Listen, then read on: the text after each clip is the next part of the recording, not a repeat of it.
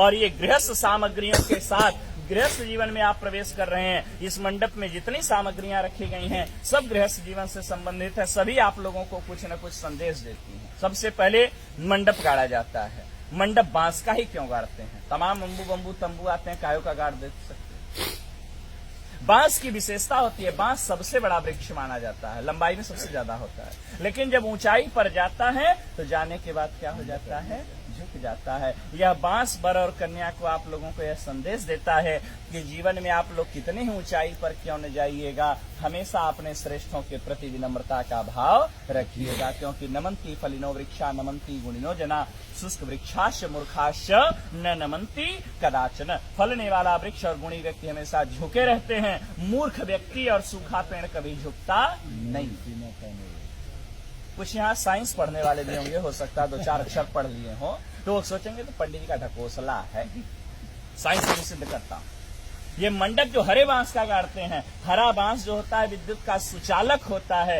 मंडप को कुश और काश से छाते हैं। कुश और काश जो होता है वो कुचालक होता है, ठीक है ना। ये सुचालक होता है, वो कुचालक होता है, ठीक है ना। वो नॉन कंडक्टर है, ठीक है ना। तो इसीलिए यदि आकाशीय विद्युत गिरे तो मंडप में बैठे हुए लोगों के ऊपर, वर कन्या के ऊपर उस विद्युत का कोई प्रभाव न हो, उसी बांस के माध्यम से वह अर्थ में समाहित हो जाए, धरती में चला जाए। इसी कारण इसीलिए हरे बांस का मंडप लगाया जाता है। भारत कृषि प्रधान देश है और कृषि कार्य बिना हल के संपादित नहीं होता, इसलिए हरीश गाड़ा जाता है।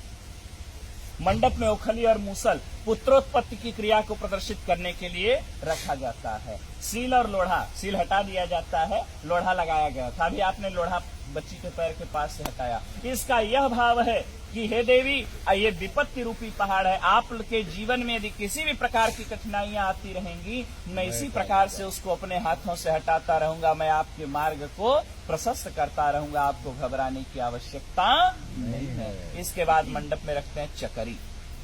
चकरी कहाँ रखेंगे? चकरी के 2 पार्ट होते हैं, दोनों पार्ट अलग अलग होते हैं, लेकिन ये पार्ट जुड़ते किससे हैं?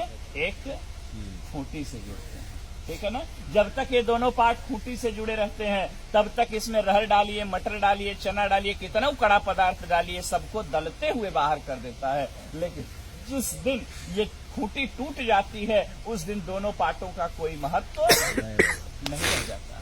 यह वर और कन्या भी चकरी के 2 पार्ट के समान है और ये वर और कन्या जो आज पति पत्नी के रूप में परिणत होने जा रहे हैं, पति पत्नी का रिश्ता जो होता है एक विश्वास का रिश्ता होता है। जब तक विश्वास है तब तक पति पत्नी का जीवन बड़ा सुंदर होता है, कितना अभाव रहे, कितना प्रभाव रहे। लेकिन जिस दिन विश्वास रूपी खूंटी पति पत्नी के बीच से टूट जाती है, उसी दिन से वर और कन्या अर्थात पति और पत्नी का जीवन नारकीय हो जाता।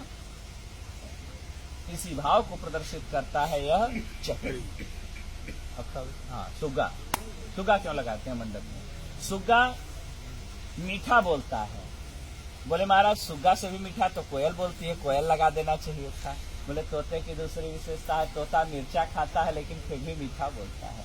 यह संदेश आप लोगों को तोता देता है कि जीवन में आप लोगों को कोई कितना ही कटु अनुभव क्यों न कराए, कोई कितना ही कड़वा आप लोगों को क्यों न बोले, आप हमेशा प्रेम से